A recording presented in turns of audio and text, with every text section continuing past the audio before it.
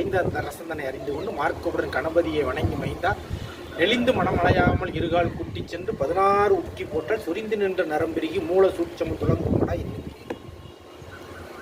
நீ 100 செய்ய வேணாம், நான் 100 சொன்னோம்ல, அவர் என்ன சொல்லுதாரு, 100 செய்ய வேணாண்டா, 16 உக்கி மட்டும் போடு.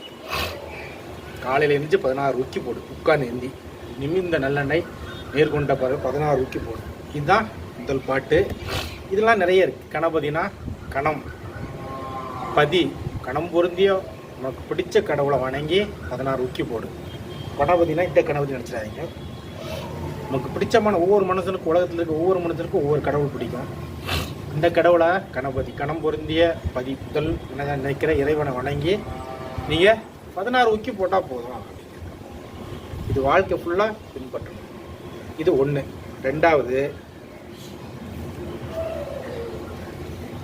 கேளப்பா அடுத்தது, கேளப்பா நின்ற நிலை